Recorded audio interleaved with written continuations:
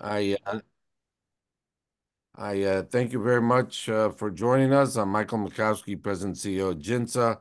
I'm joined today by two uh, distinguished fellows at GINSA.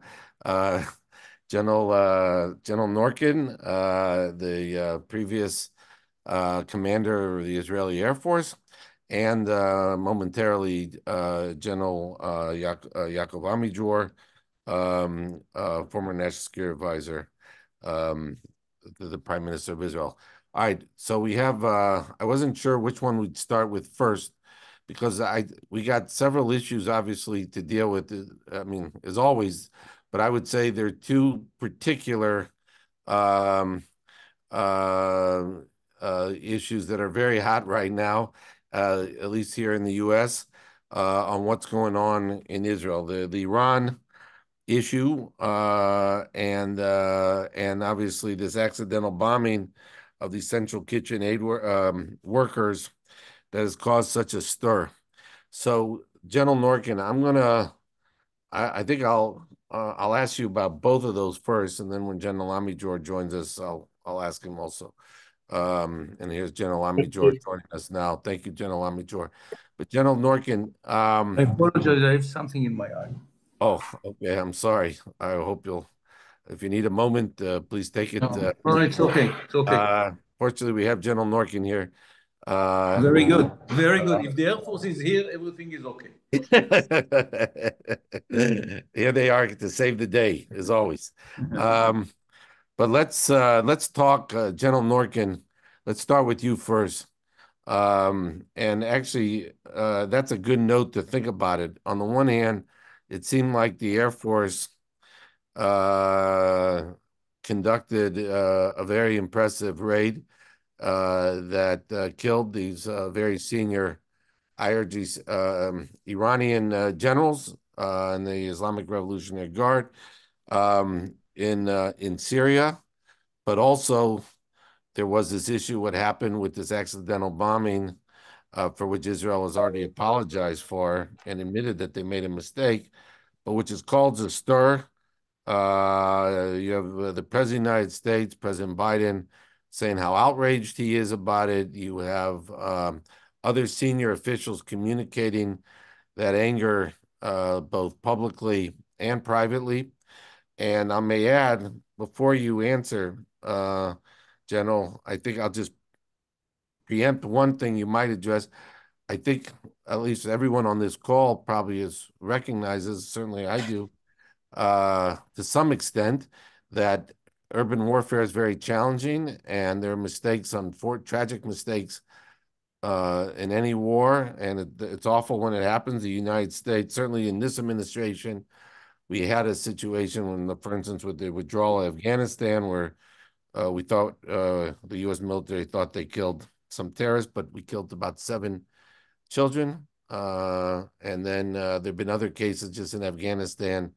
For instance, I was reading some yesterday where we bombed a hospital accidentally and killed a lot of people. So even the best of militaries, like the U.S. military or the Israeli military, make mistakes. That said, how do you explain in one week both a very impressive attack in Syria and then a mistake like what happened here in Gaza? Well, thank you, Mike. First of all, once we are speaking about Syria, there is no official declaration from the Israeli side about this activity, so Okay, everything is by foreign sources. fair enough. Sorry. But I think that we shouldn't look at the week like a standalone week, because a week before or 2 weeks before we attacked one of the high-rank leaders of Hamas, Marwan Issa. So, with a very good intelligence and a very precise air attack, we penetrate into his headquarters deep down underground. So, it's those capabilities, operational capabilities, intelligence capabilities, are capabilities that we developed for the last 10 years, I think. So what happened in Syria It's part of our aerial battlefield. You know, we are fighting. Damascus is part of the territory that we are fighting now. We are fighting in Gaza. We are got a lot of challenges in the Judea and Samaria, Lebanon, Syria, and of course the Red Sea and Yemen. So all those areas for the Air Force are like part of the battlefield. And once the actors that manage behind the stage all those activities get into this battlefield, they should be under threat. And I think that this is part of the game. And once such a target jump in, and you can recognize it with your intelligence, and we develop those capabilities to let's say get into the window with our combat fleet, we can do it. So it's not unusual. It's a very important target, but it's let's say it's not a standalone, and it's not a standalone picture. It's part of a movie, and the movie is to get all the commanders that are managing the different fronts against Israel. Unfortunately, in a different aspect, our UAVs are supporting the ground forces, very close air support, and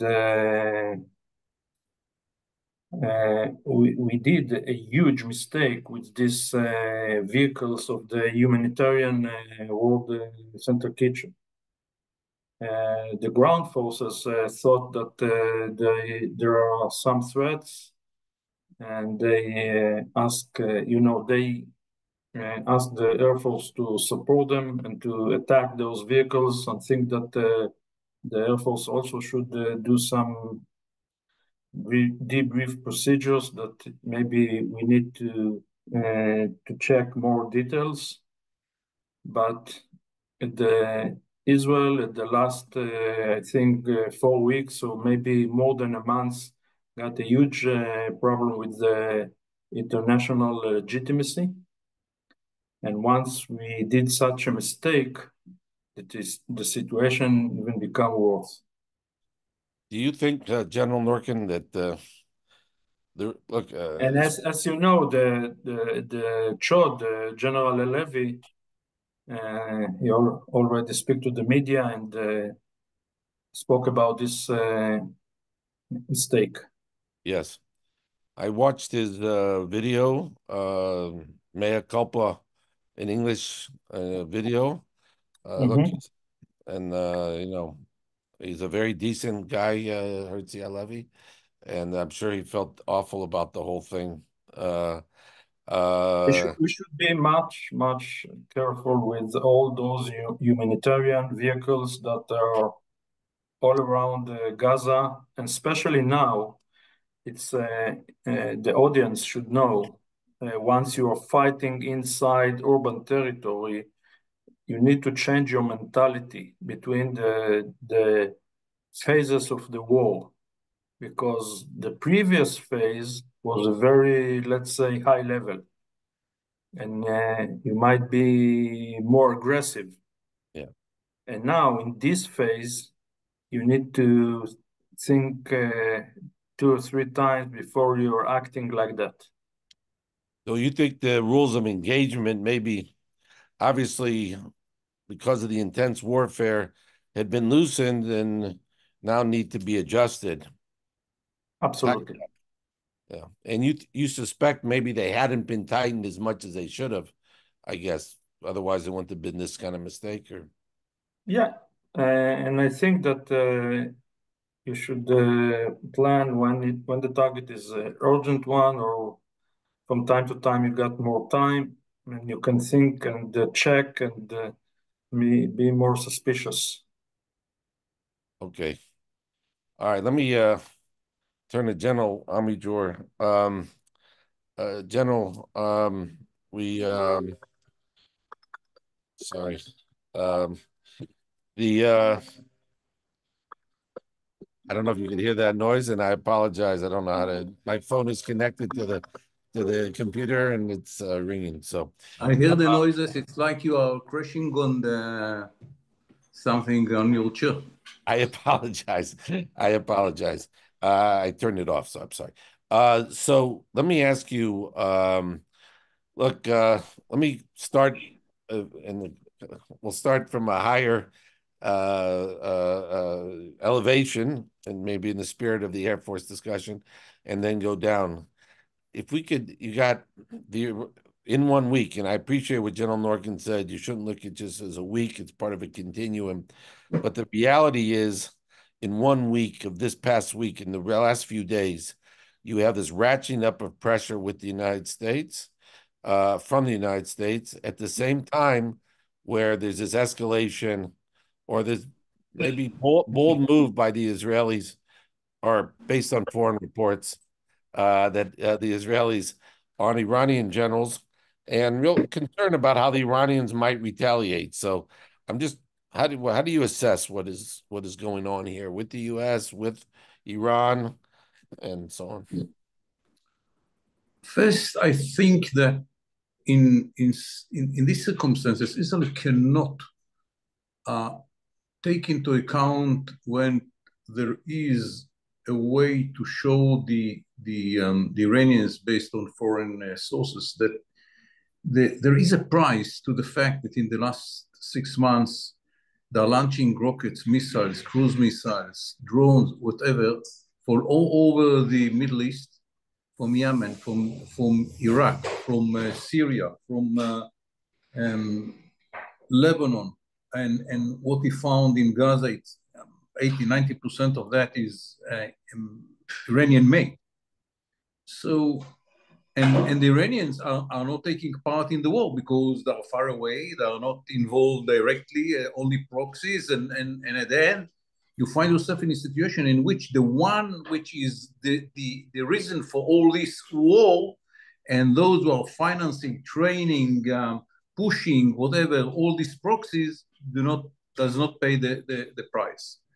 And I think that in such a moment, with all due respect to the tension with the United States of America, and it's very important to see how we can ease it and to decrease the tension.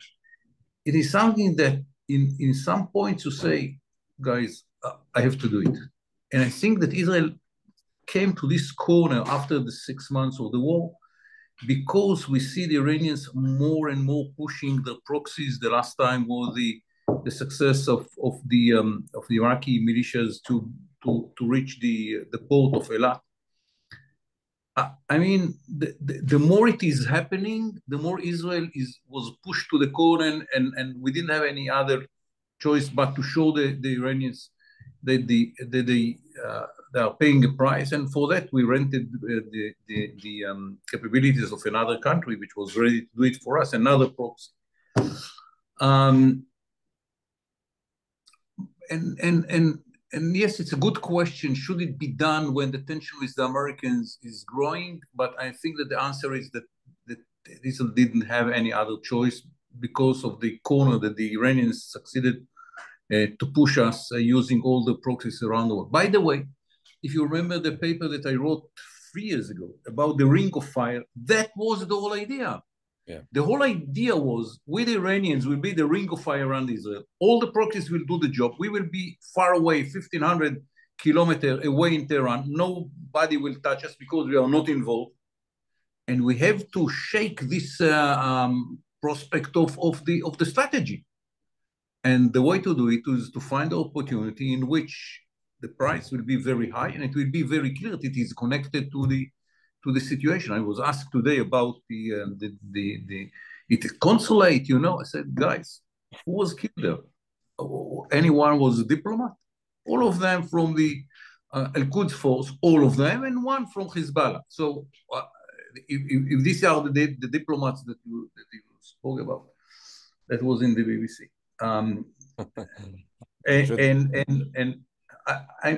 I mean that is the issue, and I think that the fact that Americans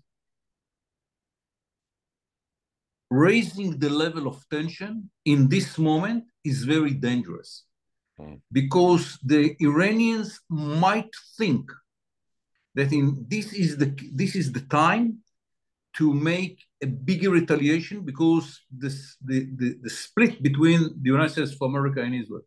Yeah, very good. Even if the Americans have a good reason to do it, I don't agree. But this is what the Americans see, and I don't argue with that. That's what we see on the ground, and they think that we should bring more humanitarian and so on and so forth.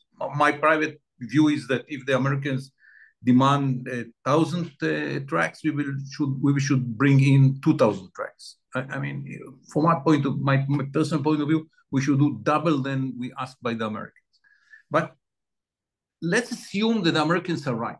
I don't agree, but let's assume for a moment, for the sake of what I want people to understand, that to declare it and to make it public in this very particular time, when the Iranians have to make the decision about the retaliation, it's a huge mistake. Not because the Americans are not right. This is another argument, another issue. It's not connected to the Iranians. It is because what the Iranians might think about the Israeli-American situation. And when they are retaliating, for sure they're taking it into account. So I think that diplomatically and strategically that was a mistake. But as I said at the beginning, all the humanitarian demands of the Americans should be fulfilled by Israel, and in double what the Americans want. And about the mistake which killed the workers of the foreign organization, I don't have something to add. Huge mistake done by very low decision makers that are facing the war all the time. They are fighting there more than 3 months. Inside Gaza, the tension is very high. They are under fire all the time. They killed in the last few weeks few dozens terrorists. So I cannot blame them, because their situation never was to be inside the battlefield for more than 200 days, more than 100 days, and to fight every day and every night. It's happened in the middle of the night. It's not that it was clear what was going on. I don't blame them, but it is a huge mistake, huge. Mike, I would like to add, I think that this is the specific in this specific time, this specific situation between the United States and Israel. We shouldn't look for one color, black, white, or we should look for more than one color. What I mean by that, America can ask and demand to do more at the humanitarian activities, and at the other end can support Israel and deter Iran from doing mistakes. And America is strong enough to do both. And what General Amidor mentioned is that the only issue that published is that America is pushing us now to support the humanitarian activities. And I think that this is the right time to do more than one, to have more than one vector. There is a vector to support the population and to secure the citizens. And I think that this is the right one. But there should be another vector, like we did in the beginning, October 7th, once they sent here, the American military came to the region with 2 carriers. Iran shouldn't attack Israel. Do not. President Biden mentioned, do not. This is the time to say it again. Let me And I have an operational question I want to ask, but I want to go back, General Amidjor. First, how do you assess? Some people in the media have said the general, the IRGC Al Quds general that was killed. There were two, I know, but the top one is I forgot how to pronounce his name, Zahedi, or how to okay. Madawi. Okay, so some have said this is somewhat comparable to the assassination of Soleimani. How do you look at him uh, at No, this individual? Not no, exactly, but no, okay, no. First of all, is one level under Soleimani, right, okay. but it is more. Soleimani was not just the job. Soleimani was a symbol and a visionary. And the Iranians didn't find someone which is a real substitute to Soleimani. Haqqani, with all due respect to the guy, is not in the same level of capabilities, of trust, of vision. Didn't have the relationship Soleimani, with the supreme leader either, like Soleimani had. no, I'm saying yes, but because he's in the same level formally, Yeah. but is far from the capabilities of Soleimani. There are two examples. It's Imad Muraniya in Hezbollah and Soleimani in Iran. Both of them have people which were nominated to take their position, but it's not the same capability, not at all, in both cases. So yes, it's very important. The guy which was killed in Damascus is very important to the operations, and his deputy was killed as well. So it is even more problematic for the Iranians to find someone to take the job.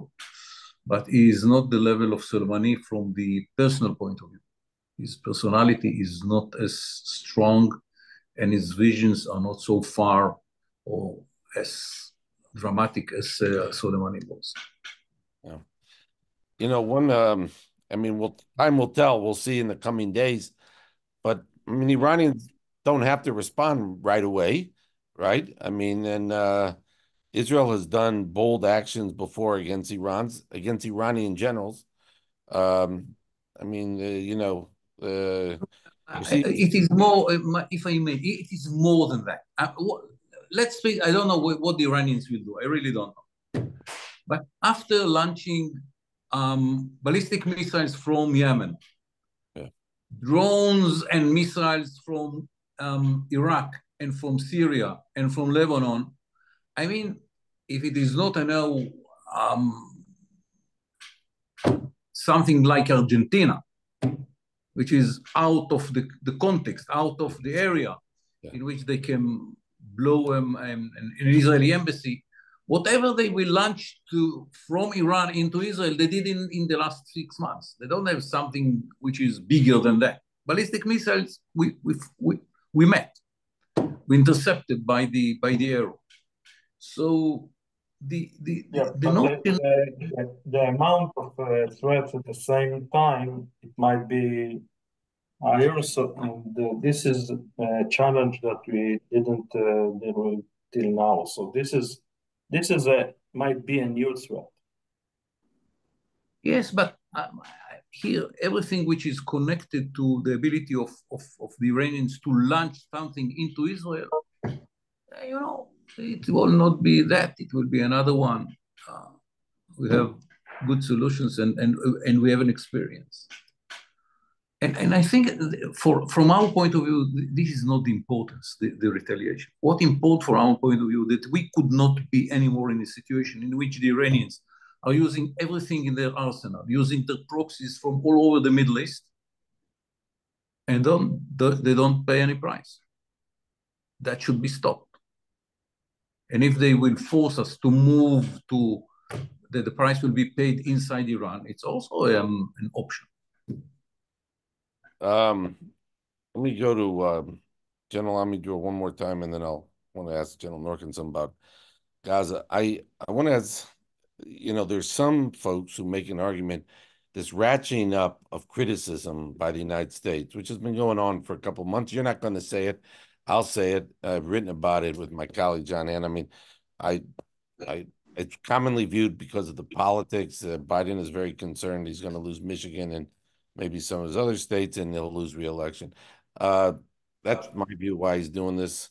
And there's been a real merging between what they perceive to be the political gain and where probably most of the administration is, except Biden. But let me ask him this ratcheting up of these leaks. Just I think today I read something that was critical of our friend and former JINSA distinguished fellow Ron Dermer, claiming that he was yelling at a meeting with senior officials in a video, but it came from the U.S. side. Little things like this, things that they're calling Netanyahu language that apparently Biden is, all the criticism about the outrage and all this stuff. Some people are saying, okay, it's bad. I'm talking about pro-Israel folks. Some will say, but as long as the weapons keep coming from the United States, okay, if that's the price we have to pay, then it's not so bad. Now, Biden apparently has said, I haven't had a chance to read it yet, but that U.S. policy might actually change and that would affect things. But I guess, how do you dissect these two things? You got this, the UN vote, that the U.S. Didn't, veto the Schumer comments, all these other things on one side. But so far, it seems like Gallant seemed to have had a good meeting here with Austin. The weapons are still coming. Um, you could argue Biden is trying to have it both ways. He tries to make appease his progressives, but then the pro-Israel folks say, well, at least the weapons are coming. How do you assess what's going on in terms of? I don't agree to this explanation. Okay, tell me. And I walked when the administration was the Obama administration. I think that in America there is something unique, and this is the ability of the Americans to understand that they should separate between criticism about many issues, Palestinian issues, humanitarian issues, two states, whatever, and the security of the state of Israel. And this is something which we have to do whatever we can to keep going on in America. Yes, we don't agree with America about something. Yes, we don't agree with some steps that had been done by the Americans. But we have to remember all the time, the Americans are supporting the needs of Israel when it is coming to security. It is about the $3.8 billion every year, which was initiated by the Obama administration, renewed by the Obama administration. It is about the QME agreement that we have. It is about this sending all the munition during the 6 months in sea and air, whatever. I don't know if everything that we asked we got, but a lot came to Israel, and we should appreciate it and don't forget it. The problem with this attitude that if there is a huge gap between the two factors, between the diplomatic soft one relating to humanitarian issues and policy and so on and so forth, and the military one, in democracies, it cannot go forever. Because at the end, everything sits on the fact that the American people support the security of Israel. And if you eroded it by making Israel the evil side and losing the moral position of Israel by eroding it, at the end of the day, the administration, any administration, will not have the ability to continue the same way, even if it is regarding the security of Israel, when the American people will not support Israel. So there is a very dangerous situation in which the administration is keeping the notion that when it is coming to security, America stands with Israel. And that is the situation. And the fact that in all the other issues, including moral issues, like the killing of this mistake that had been done by the Americans, by the Brits, by everyone who fought in urban area. You cannot fight, the 10% of the soldiers which had been killed in Gaza are from Yes, Friendly from fire. Friendly friendly fire. fire. Yeah. Friendly fire. Yeah. Why? Because in urban area, and I have very, very mild experience. I fought in Gaza in the Six-Day War, and I was near Suez when we entered to Suez. You really don't know what's going on around you. And I'm not speaking about that last mistake was done in the middle of the night. It's totally you don't see anything, and you have to identify who is bad and who is. I mean, and it's a mistake. It's not an excuse. It's an explanation. It's not an excuse. That should not be done. We have to do whatever is needed to prevent it in the future. And I hope all the lessons will be learned and will not make such a mistake again. But I think that at the end of the day, we will pay a price for this deeper gap between the security side and the other side, in which we have to gain again the support of the United States, including the people. It's not just the White House and the Hill. It's at the end, it's the people and the moral position of Israel, the moral ground that we should not lose. And I think that people intend to forget that at the end of the day, leave all the details. Israel was forced to go to a war after an operation which was done by barbarian force in the most barbarian way that you can imagine. And all the others is result of this decision of this organization should not be exist. You are doing it all over the world. You went after ISIS. Where to? All the world. Why? Because you understand that this is a symbol of evil, cannot survive in the world that you want to live in. And it's far from America. They didn't make in America any big operation at the end of the day. Why? It's about moral existence of human being. And this is the case with Hamas. And remember, Hamas is 1.5 kilometers from the area in which they conducted the barbarian operation. You went 1,500 miles to find those guys. We look, and you're already seeing voices on the left, like former Obama officials saying, well, Biden needs to put some teeth to his criticism, and that means also and that means not providing all the weapons, by the way. So those issues are getting connected.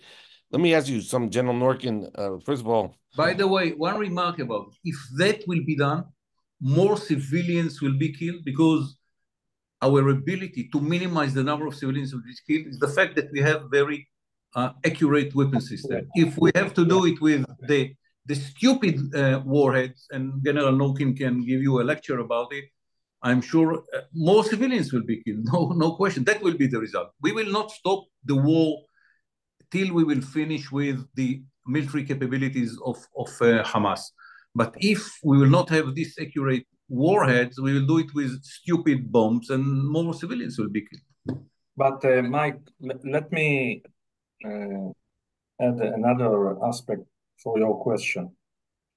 I think that the level of trust about the Israeli security that General Amidror mentioned, based on the relations between the militaries, part of it. So all over the years, the political relations move up and down from time to time to better or worse. But the level of trust between the American military and the Israeli military is very high. And even in the last 5, 8, 10 years, it become even stronger. And I think this is a basic parameter. But we should know that always we fought and we believe in the same values. And once in the Israeli political map, there are some groups that present different values. I think this is something that might affect the American policy. So last month we saw some sanction over people in Judea and Samaria because of those activities. So our American friends from the American Air Force and the American intelligence and army, they share with us the same values, and they know that we are fighting for them. And we should keep those values very precise. And by the way, you want to add, since in baseball terms, which I know is not your reference point, but the General Army drawer just served up a very fat pitch down the middle of the plate for you, General Norkin. You want to address the issue of this issue about if there was a reducing of weapons flow from the United States, that could lead to more casualties. Do you want to address that? Yeah, both of us, we spoke about it for many years. If Israel got more JDAMs, Yeah. GPS guided bombs, Yeah. the collateral damage might go down. Right. Because you need a very precise weapons once you're fighting inside the streets. So I think this is not the right time to stop any ammunition support. And when the Minister of Defense Gallant was in Washington, they both declared that America is going to support Israel with another 2 squadrons, F-15 and F-35, and of course other capabilities. Unfortunately, we got some problem with our Treasury Minister that now in Israel they are there are some obstacles. Yeah. And we already wait for those squadrons for many years because of the 5 elections in Israel and all those COVID and then all those what happened in the last 5 years. We're still waiting for them.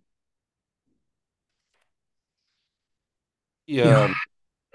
Ask. What General Norkin said is something even more. It's bigger than that. The Israel intend to provide the military forces with another 230 billion shekel. It's around $70 billion for the next few years. And there is a demand here of the finance side of the equation, that to be sure that in Israel, unlike America, the decision about building the force is not done by the civilians.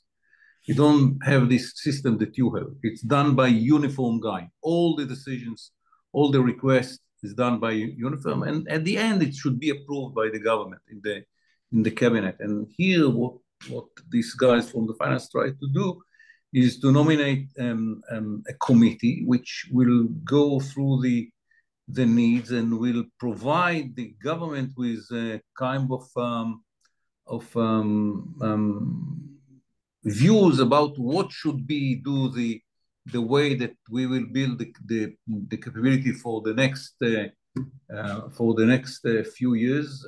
It's the amount of money which is on the table. It's around 150 billion shekel. It means almost, yes, it's $40 billion. It's a lot of money. Yeah, but those squadrons are out of the. No, this is a leverage, not because they say that they will not get. This is only leverage to nominate the committees. Because they are coming from the American support, the budget are from the MOU. It's not a shekel, it's dollars. And many Israelis ask if everything should go to the Air Force, as you know. Yeah, it's not enough. Yes. We all know the answer to that question. If General Eich was here, maybe he'd have a tank man. He might have a different view. Yeah, no, General Eich think that we should buy more airplanes. This is his opinion. Yeah, no, I know. I'm only joking. Let me ask you, let me switch for a second to Rafa. Okay. Um, so we had this call, this virtual meeting that I referenced before that there were some leaks on the U.S. side that that were critical of Minister Ron Dermer. I think this just part not just part of the general uh, trend of criticism on the U.S. side about Israeli officials. And it was about whether there was an alternative way, or ostensibly what the purpose of the call was. And it was supposedly lasted about 2.5 hours, and it replaced the in-person meeting that was supposed to happen last week, which Netanyahu decided not to send his delegation to because he was upset about the UN vote. Um, but it was supposed to deal with that the U.S. had ideas about a different way to end this war, and there might be a less that involve fewer IDF troops. A colleague of mine, Blaze Mishtal, and I wrote a piece that came out yesterday in the Hill that suggested, and again, you two generals from Israel probably won't appreciate this American pop culture reference, but we started with a quote from the TV show MASH that was very popular in the 70s and 80s, where they mention an American general references something, a lesson from the Germans in World War II, and the main character, Hawkeye Pierce, says, "Great, we're taking lessons from the losers now." And I had to wonder whether the Israeli officials, although be too polite to say it, and I know you two will be as well, are wondering to yourselves, really, this administration, given the Afghan withdrawal, given how they've handled the Iranians in the region, do we really need to take, are we really going to get valuable lessons from them about how to deal with Rafah, which is in our backyard? And, but I wonder, do you, where are we on the preparations about Rafah? Obviously, um, one might think that Israel now would be working out, making arrangements to start moving Palestinian civilians from Rafah to other locations in preparations for an attack on Rafah. Now, if there's a hostage deal and there'd be a ceasefire for 6 weeks, then that's something else. But I haven't seen that. If it's happening, I haven't seen it reported.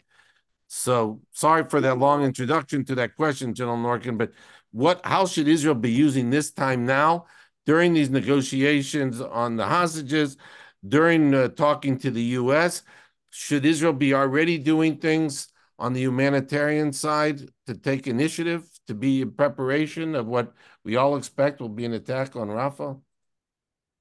Well, first of all, the webinar 2 weeks ago, I mentioned that I think that the IDF won't get into Rafah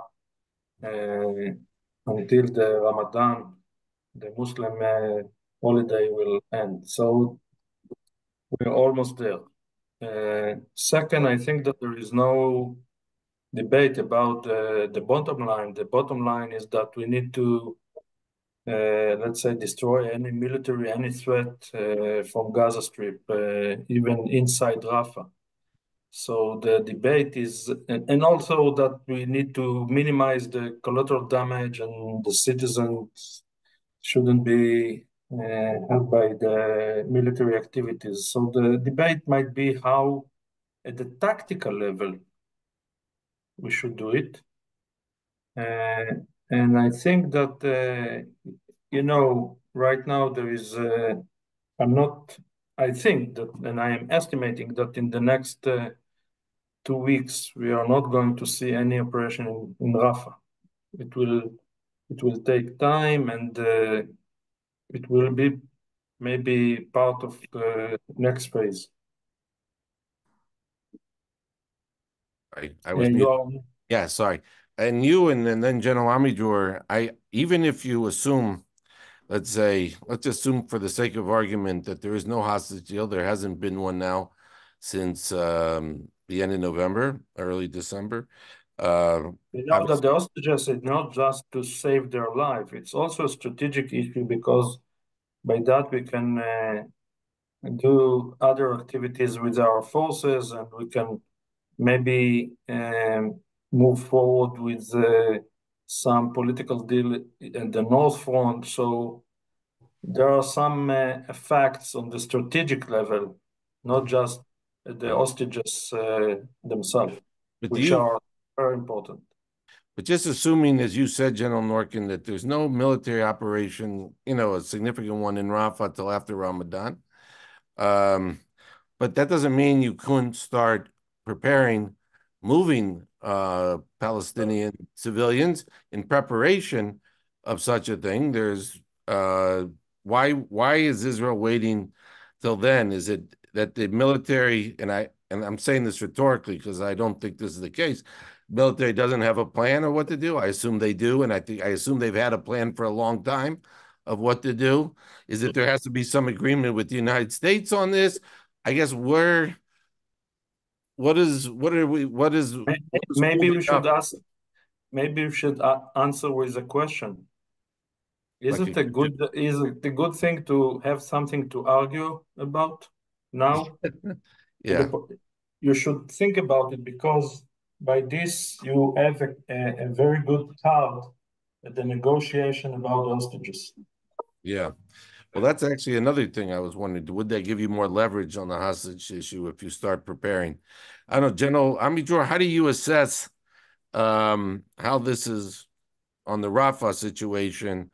It just seems like there's a suspension. That's just the perception from here, my perception. Maybe I'm wrong, but that things are kind of suspended till Israel works all this out. But maybe it would add leverage with the hostages on the hostage deal if there was starting to be more clear preparations for an attack. Or maybe I'm wrong. I think that the Israel should not beginning the preparations because before the end of next week. We have to wait to the end of Ramadan. Many people in Gaza are fasting, and it would be not smart to begin it when people are coming to the end of the months and the very holy last days of the Ramadan. Um, if someone make the decision, he should begin it after that to begin to move people from where they are now when they are fasting and when there is all this issue of getting big meals and it's not wise. I mean, we have to take into consideration it's Hamas. We don't like them. We want to kill all the terrorists, but there are many people which maybe have a sympathy to Hamas, but they are not members of Hamas and are not terrorist and this is the Middle East and you should take it into to account. It is not something that we want to surprise them in an attack or something that you use it. You have to be more logical about it. So not before the end of the Ramadan. And I think that the main issue here is the deal about the hostages. If we are negotiating, we don't want to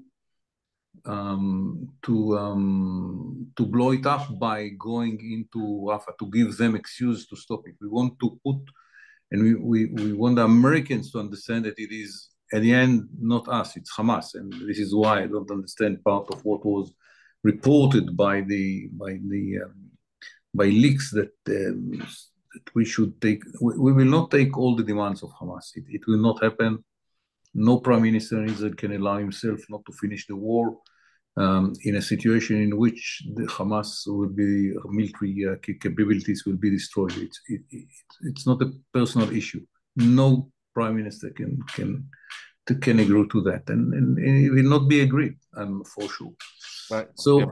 I think that the real discussion will begin after it will be clear after the end of the Ramadan, and when it will be clear what is happening with the deal.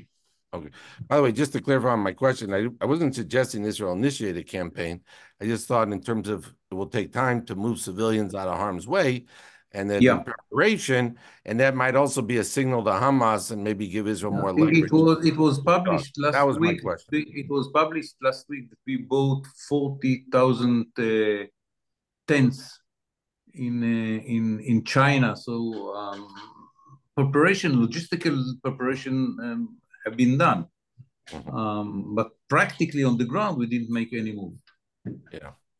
Do you, by the way, while we're talking about the hostage, and we only have a few more minutes, do you think, I was reading a piece, an interview in Tablet magazine a couple of weeks ago, and it was about a guy who spent a lot of time with Sinwar when he was in prison. I think he was a doctor.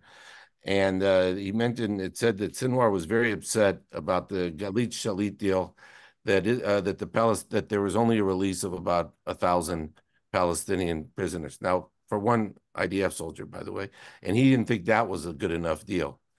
Do you see, General Amidjor, do you think there'll be a deal? Do you see Sinwar ever agreeing to leave Gaza as part of a deal? Do you think it seems like Hamas keeps saying no, no, no? What will change their calculus, their cheshbon, to make a deal, or will we just not have one as it looks like? The answer is that I don't know. Right. I don't know and don't pretend that I understand Sinwar. I believe those who pretend to understand Sinwar don't have any reason to. We don't have any reason to believe them that they really understand him. With all due respect to the experience that they had when he was in our prison 20 years ago, he is now in a totally different situation and position. I don't know. What I think is important to make very clear for the Israelis, and it's clear from my personal point of view, if there is a very slight chance, very, very slight, 1%, that by proceeding the process, we might reach an agreement, we should do it. Morally, the issue of the hostages is so important. It's not that we have to pay every price that they demand. No. But if there is a chance to continue with the negotiations and to achieve something in the negotiation, we should do it.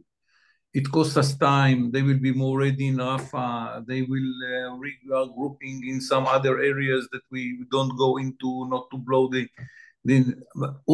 everything is clear for me. But now I think, the General Amidor, correct me if I'm wrong, the issue is not the prisoners. The main issue now, they want to push back all the refugees from the north part of Gaza Strip back to the city of Gaza and to the camps north to Gaza. I don't know. This is something that Israel cannot accept. Okay. I don't know, because I think that most of the leaks are part of the negotiation, are not part of the truth. It's part of the negotiation. So I don't know. I really don't know. I trust the guys who are running the negotiations. No, absolutely, we trust them, but it's more important. But what important is the principle. The principle is that Israel should continue to negotiate if there is even 0.5% chance of having an agreement at the end. Yeah. About the details, I'm not familiar with the details, because I think the leaks about the North, about the number of prisoners which will be released, and so on and so forth, all these leaks is part of the negotiation. It's not part of the truth. And because I don't know, I don't want to say something about the issues themselves, but about the principle that from the Israeli point of view, if there is a chance, we should try to get it, whatever the chance is. All right. One last thing. And we only have 4 minutes left for either of you. I just want to come back to the U.S.-Israel tension that we have. We'll see what happens with Iran, if anything happens, till the next webinar. But besides what you said, General Amidjor, and I think General Norkin agreed that Israel does whatever the United States asks on the humanitarian front, do twice as much, do whatever you need to do to address that concern. Beyond that, is there something that Israel could do while sticking to its principles and its determination to destroy Hamas? Is there something you think Israel could do now, the Israeli government, to help change this dynamic, which lately has been pretty negative? I don't know, because if you are right, and it is about domestic politics in America, if you're right, I don't know. it's Right. not my expertise, and I don't know. I But don't this pretend is that I not a know. situation only in the United States. It's part of the problem also in Europe. Yeah. So I think that we're a little bit behind. Our foreign affairs activities were too slow and too, let's say, weak. I don't know. The Israelis think that everything is Hasbara. I think it is deeper than that. It's not Hasbara. It's the change Right. in the demography of Europe. When you have 8%, 10% Muslims in a country in Europe, Hasbara will not help you politically. Every decision maker has to take it into account, and this is situation at least in some very important countries in Europe, in some states in America.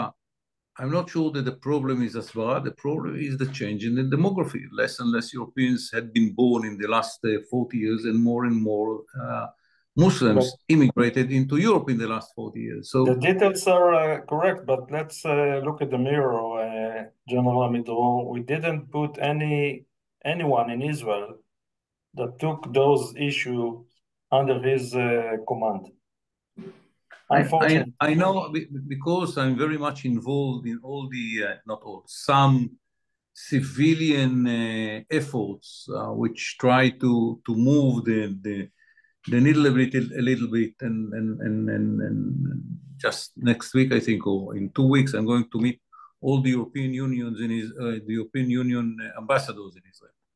And this is a private civilian initiative. It's not done by the government. So I know where I stand when I speak about it. But at the end, if we take all these problems into account, the main problem of Israel is the demographic change in Europe.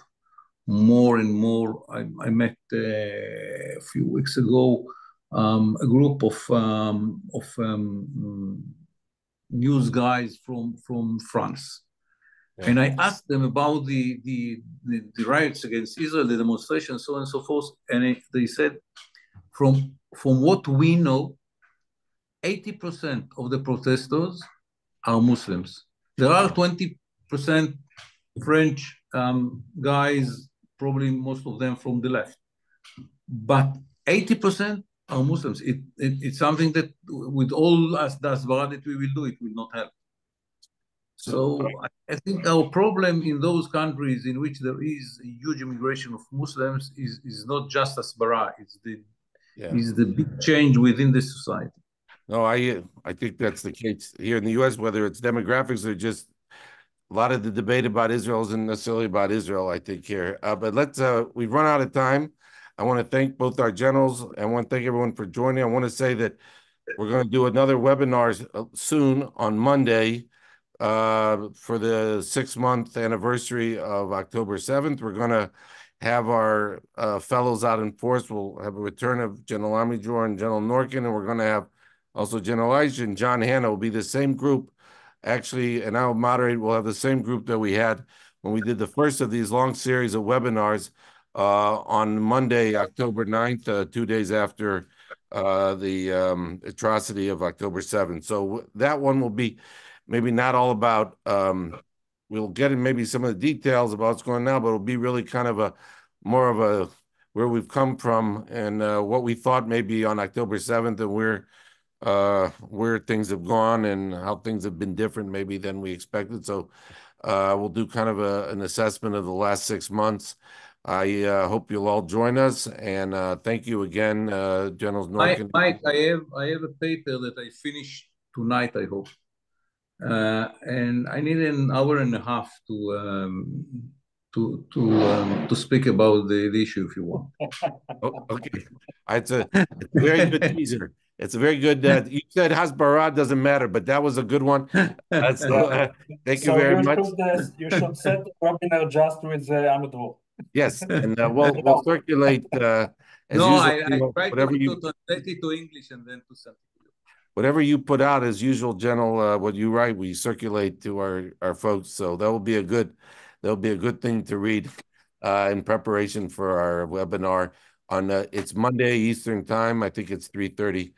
Please sign up for that. Thank you very much. Bye. Thank you very much. Bye. Thank you very much. Thank you very much. Shabbat shalom. Bye. Bye.